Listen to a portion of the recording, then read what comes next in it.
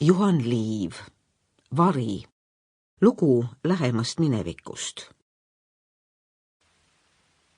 Esimene peatükk. Põllukene, miks sa põed? Meie seisame saare peal.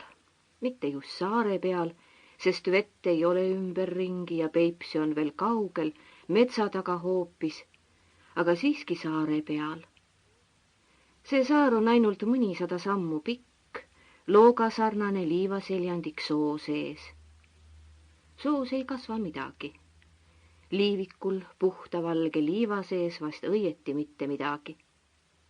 Keegi ei ole ka iial nõudnud, et siin midagi kasvaks. Siin. Mis siin kasvab, kasvab iseenesest. Mõni pihutäis kanarpikku seal, kust kohalt liiviku selja ääres soo hakkab.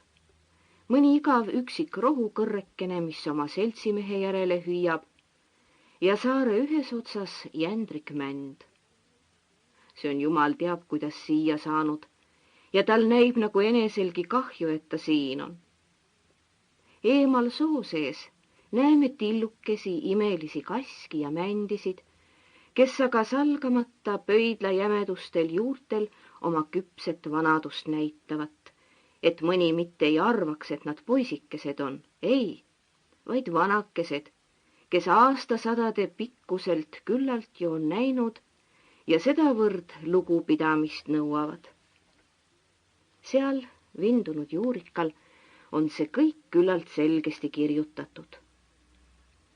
Ja nagu oleks sellest rikkusest juba sellele kohale üle liiagi, kaovad needki äbarikud viimaks ära. Punakas roostekarva turvas läheb madalamaks, et pudrusarnast raba sünnitada, kus virtsanäoline vesi suve läbi vahel seisab. See on just kesksood, selle koha peal, mis liiviku seljandikust ja talurahva põllumaast ühe võrra kaugel on. Nõnda läheb ta nagu rõngas ümber saare. Ainult üks koht on puuhagudega ja kividega nõnda ära täidetud, et siit hobusega üle saab. Sui ajal ei kanna soo kõik kohad mitte inimest, nimelt seal, kus virtsane vesi ja pudrurabe turvas on. Mõni kõrrejämedune pajukene või männikasv on kõik, mis viletsate sookaelte põõsakeste vahel silm näeb.